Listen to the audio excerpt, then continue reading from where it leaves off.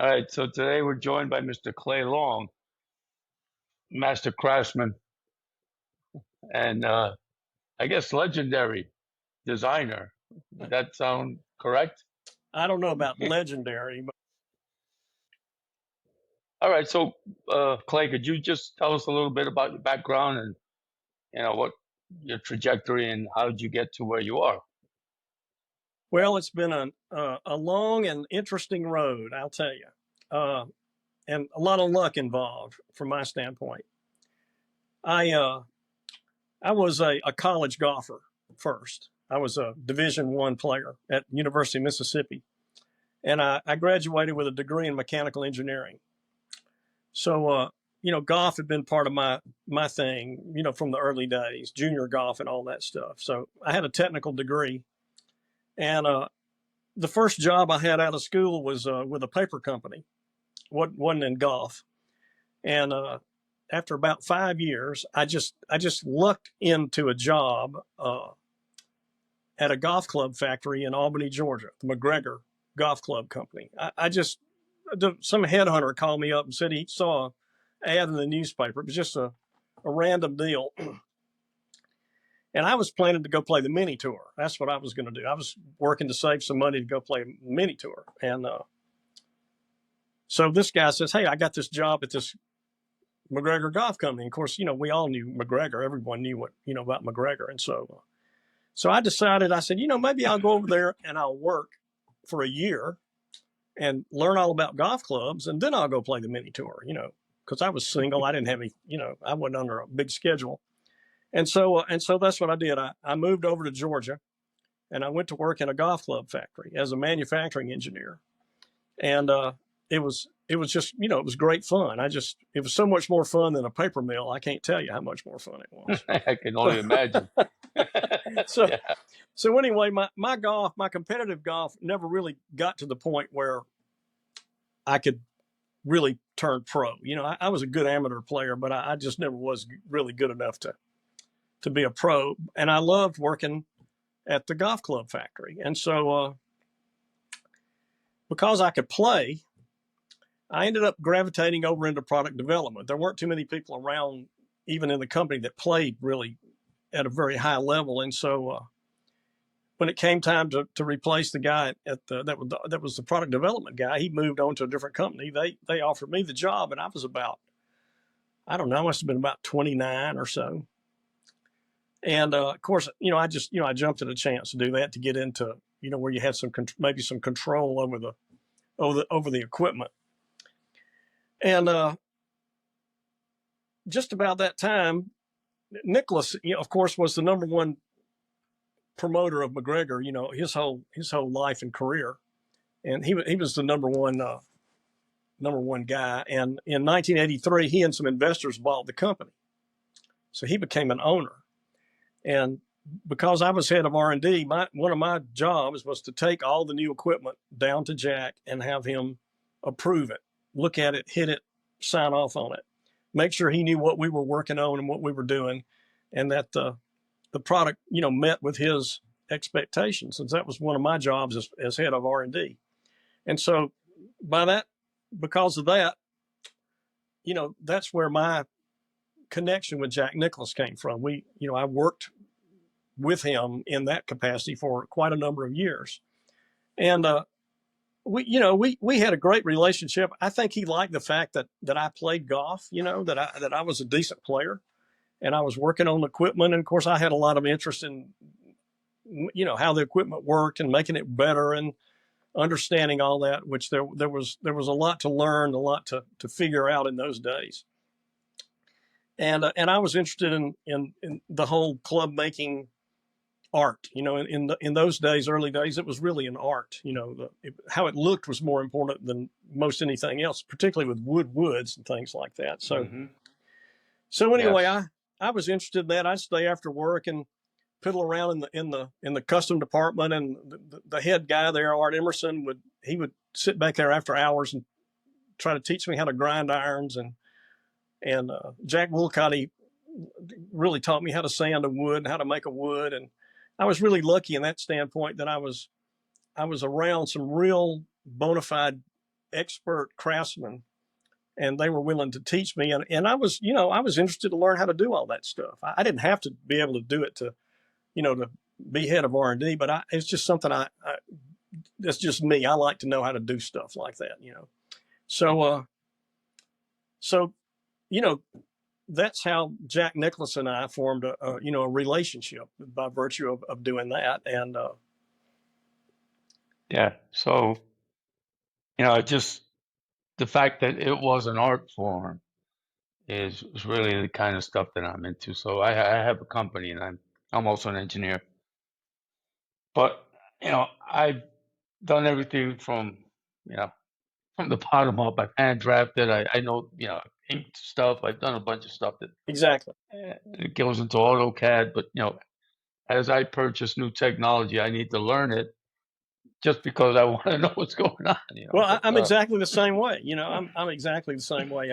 Somebody not too long ago, I think it was over at TaylorMade when I went to work over there when I was sick. They offered me a job when I was 64. I had been working for them as a consultant for 3 years, and they offered me a full-time job. And one of the guys said something about, "Oh, he's a dinosaur."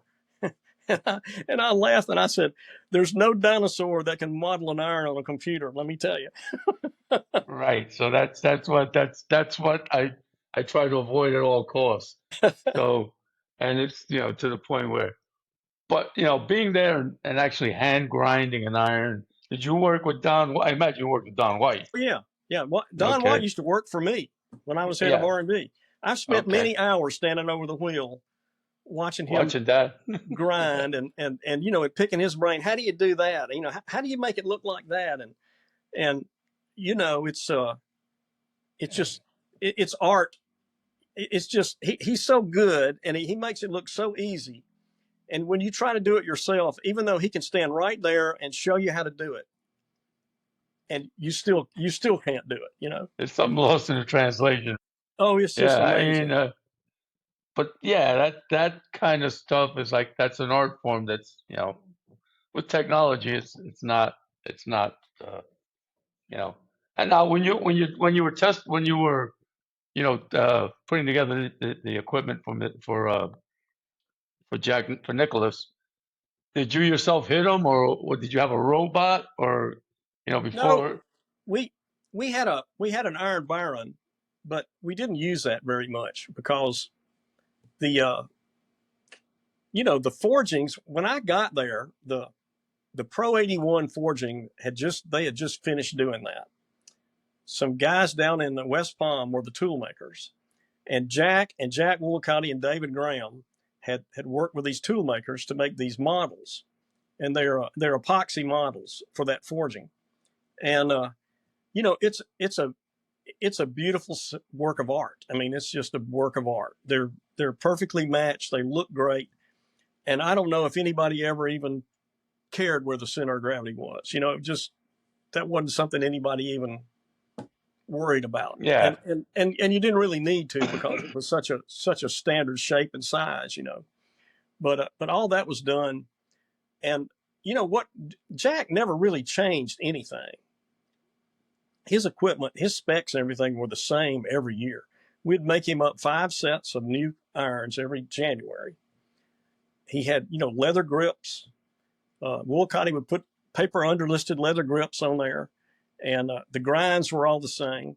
And we'd make him 5 sets of irons and send them down to West Palm, and he would pick 2 sets out of the 5. Mix and match the ones he liked the best, and he'd send the rest back up to the factory, and that's what he would use all year. And the next year we'd do the same exact thing, make the same exact grind, the same heads.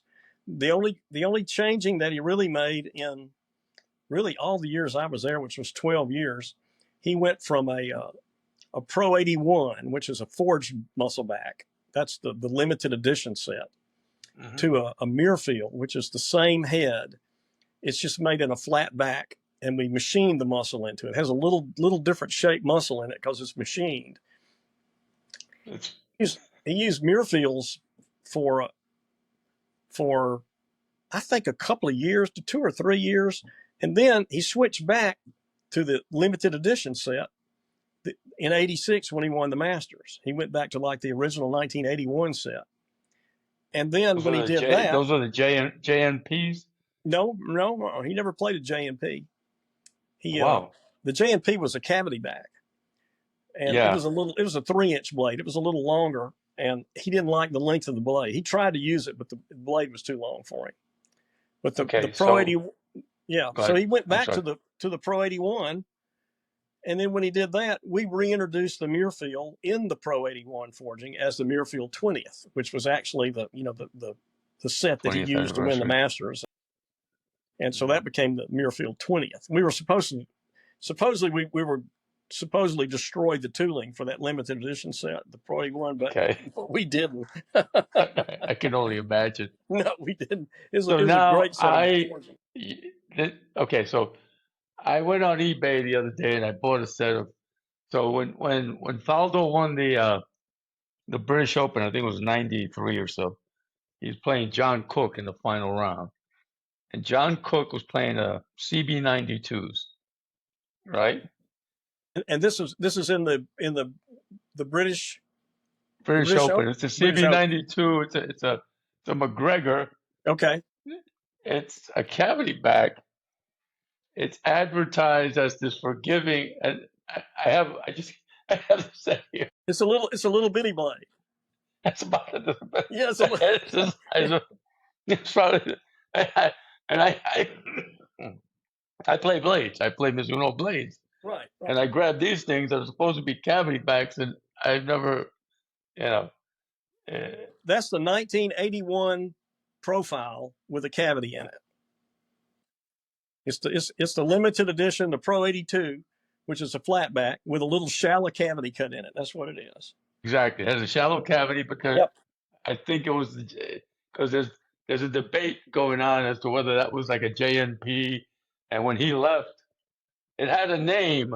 It had a MacGregor name associated. It might have been I don't know what name it had, but when Nicholas left, which was around that time, I guess, they changed it to 92. the CB92. Yeah. That stands for cavity back 92. Right. It had another name. But anyway, this is interesting going over the nostalgia.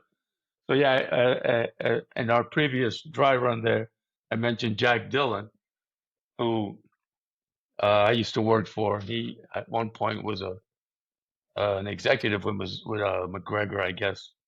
Yeah, Um, that's where I knew him. yeah, he was He like a was VP.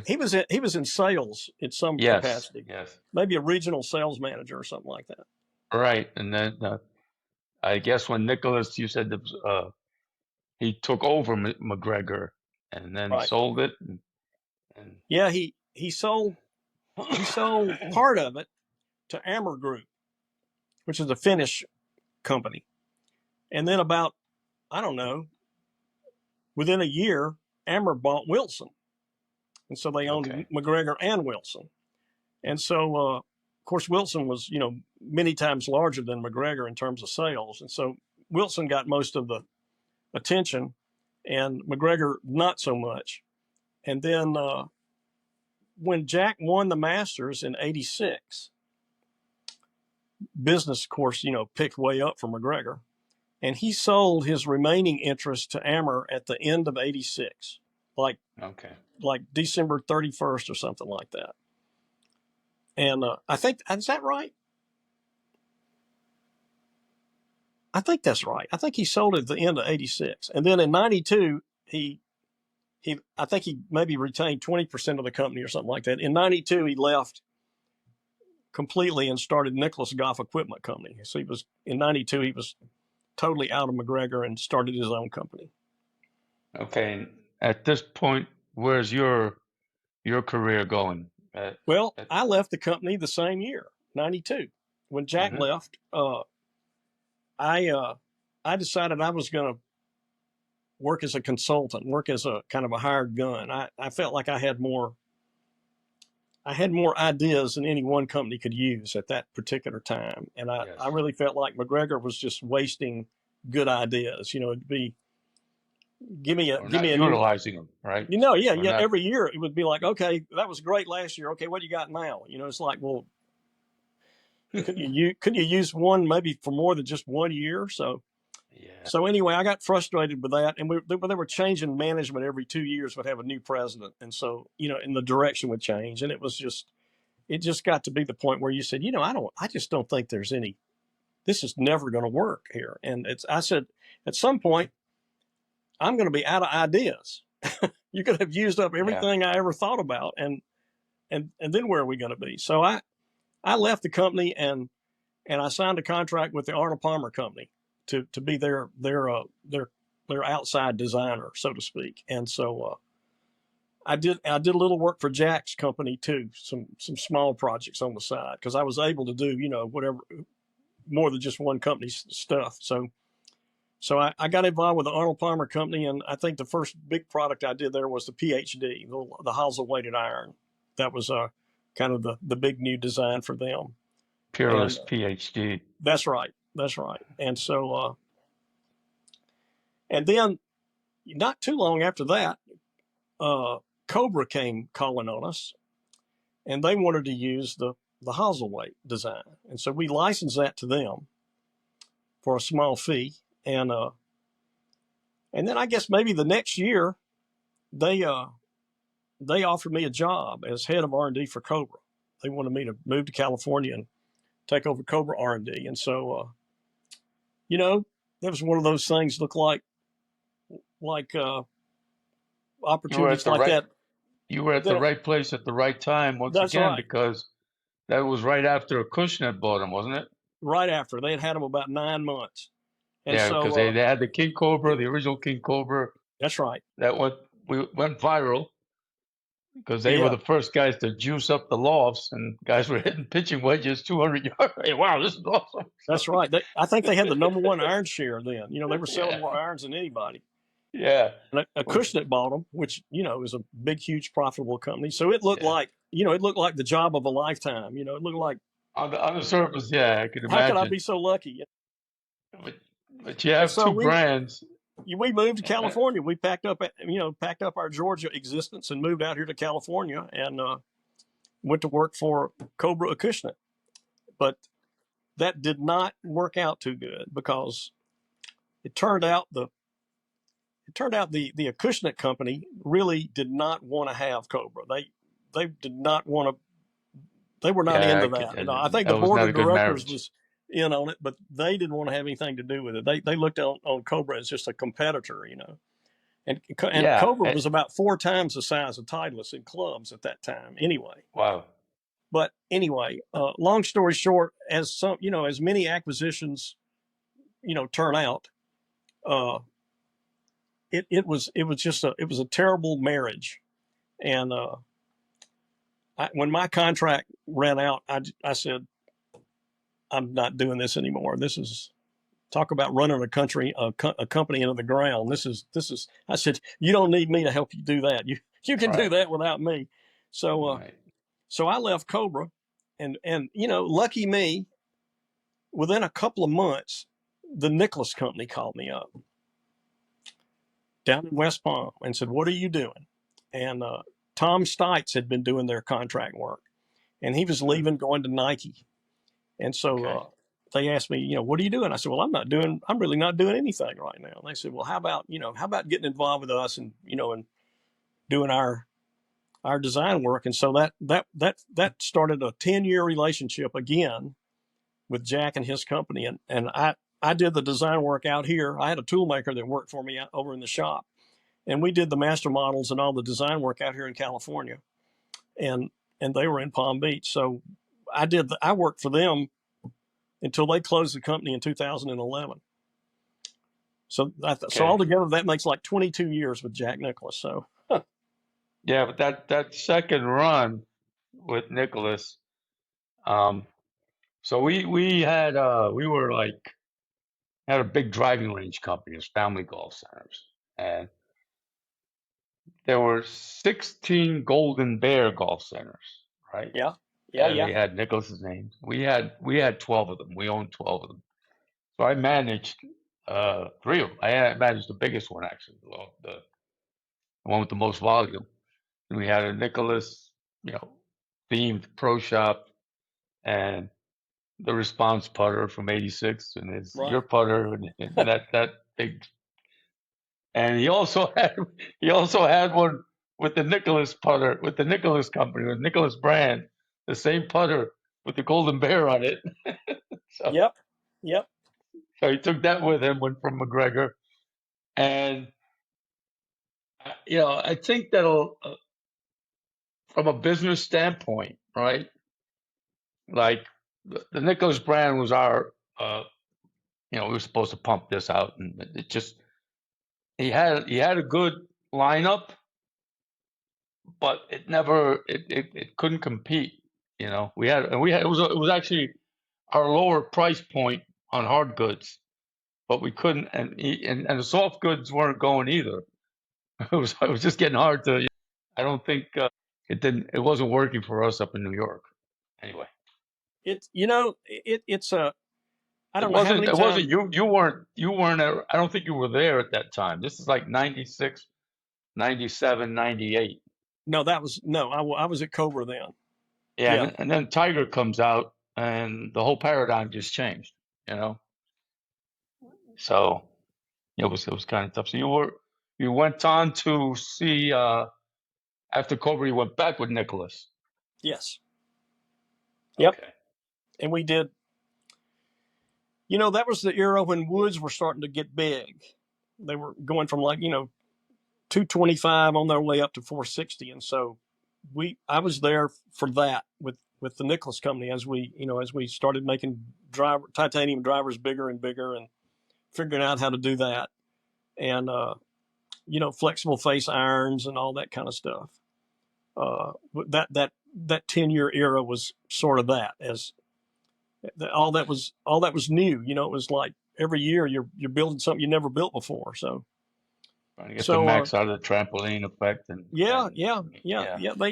I think we had Cobra had the first high CT driver when the USGA let us in on that whole thing, because we were, nobody was working on that because it was illegal to do that, to make it flex.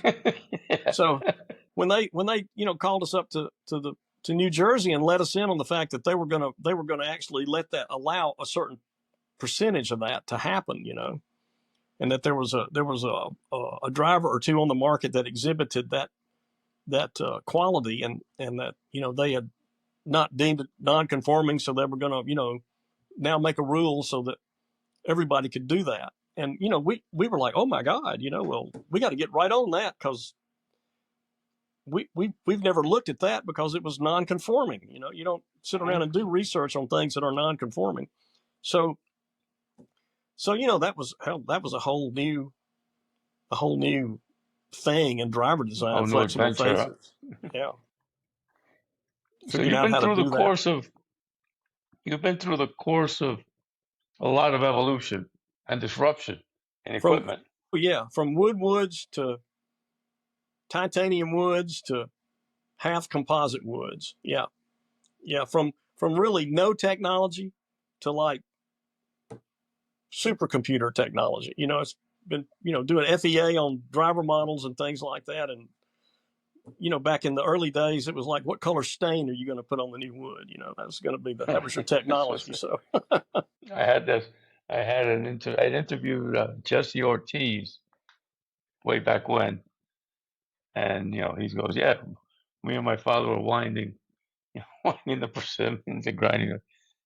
I guess they were known for their persimmons. yeah, And then yeah, they launched that Olimar, and that one, right. back when So infomercials and stuff, and they sold, that went ballistic. it did for a while. Yeah. It certainly did. Yeah, I So can you remember went at on Cobra. to. I'm sorry. I'm sorry. Go ahead. Go ahead. No, you were saying about Cobra? I was going to say, I can remember at Cobra, some of the executives came down and wanted us to make low profile irons at Cobra, Yeah. because Olimar was so hot. And Yeah. The shallow, yeah. and Olimar and and yeah, and, Adams. yeah, The yeah, and tight I can lies, remember thinking, tight man, look, lies, and Olimar. this is the oversized iron company. We don't need, we got the number one market share. We don't need to be chasing some little $50 million company that's making low.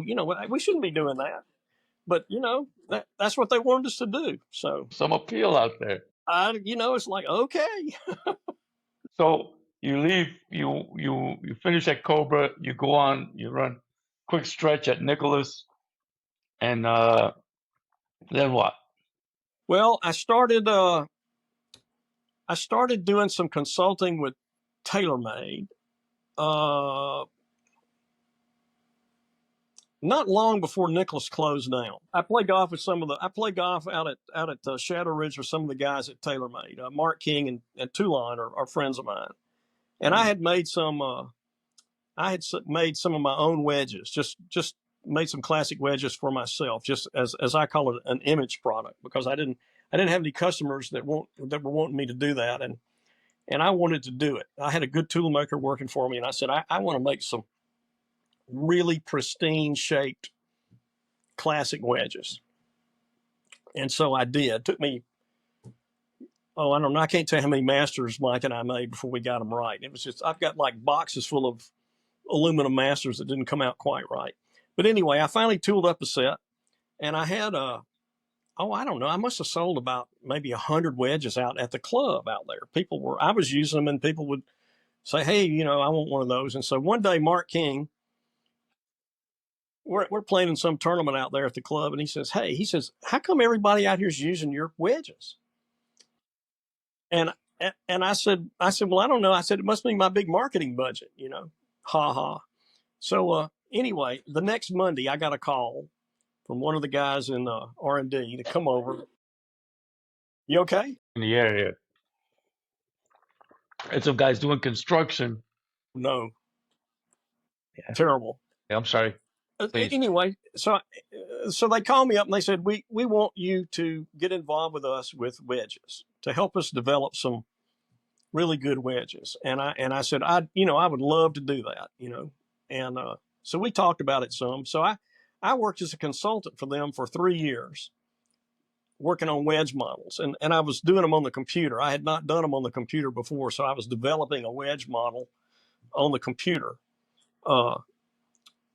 And then in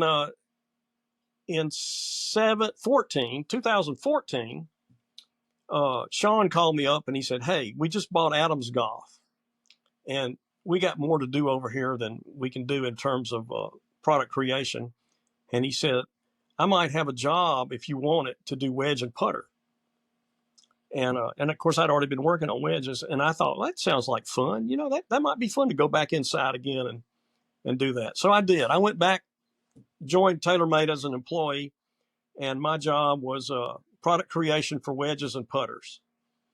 So I did that for, I didn't do that too long. I think less than a year. And Sean left the company, and they put somebody, they basically moved me off of that and put somebody else in charge of that. And so I just sort of assisted that category for about the next 18 months. But I did end up doing the mill grind wedges and the high toe wedges. Both of those are mine. Mill grind was my whole process and design and everything.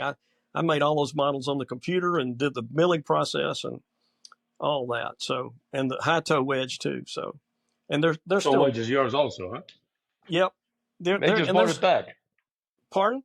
They just bought it back last season. Did they high toe? Yeah, they sold a bunch of those initially, and mill grind. They're still doing mill grind. They're still milling the sole and all that. So they're both good looking wedges, really good wedges. Yeah, I don't know. I don't know what happened. I don't know what's going on with the shapes now, because I don't know if they're even using the same shape. But the milling process and all that is still intact. I think it's just a difference, just grooves.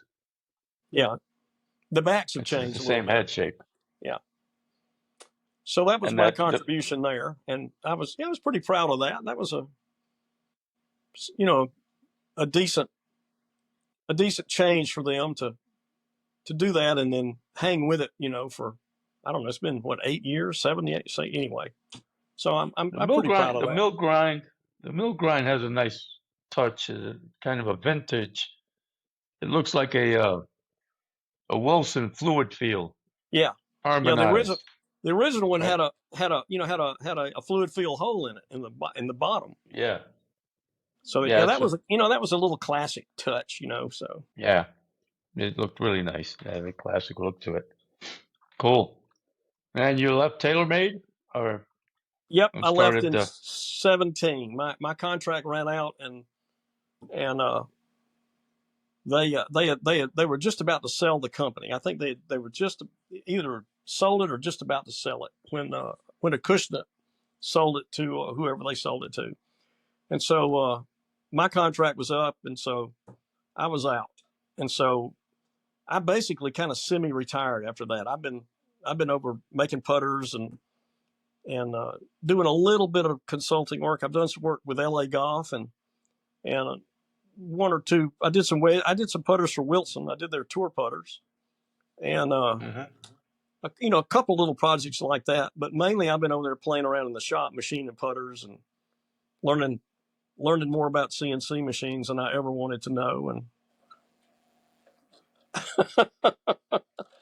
Oh, there's no reason to be idle. You know what I mean? If it's, you said when you first started, you said, hey, I was in the shop. I'm no longer in this paper mill, and now you're into it. It's like when you can wake it's up in the funny. morning and it's not work, That's and you right. enjoy what you're doing, then it's not work, right? That's right. And it never has been really for me. It never Right. And has if you're been. doing it in retirement, it never has been, like you just said, never was work, It's right? just it's like you're just working without making any money. That's all it is. Right. Well, you're enjoying it, it's Well, I the am, and curiosity, the process, it's all still there, it's that's there, cool. Yeah. it's just amazing to me how much there is to know about almost just pick a subject, just pick anything, and there's so much to know about it, to really know something about it. I've had a milling machine in my garage since 1992. I've had a lathe and a mill either in my garage or in a machine in a other place since 1992. And I wrote CNC programs by hand, with punch cards and a teletype for MacGregor for doing back designs back in the 80s. So you would think I know something about milling machines and CNC machines. You'd say, well, he must know a lot about that. I'm telling you, I got this machine over at the shop, and I started making putters, and I started trying to make them where it didn't take all day to make one. Like really machine it at. And I didn't know anything about it. I knew zero about it. Just absolutely didn't know a thing about it. And I was like, I thought I knew something about this, and turned to find, I didn't know anything about it. It was like starting over again.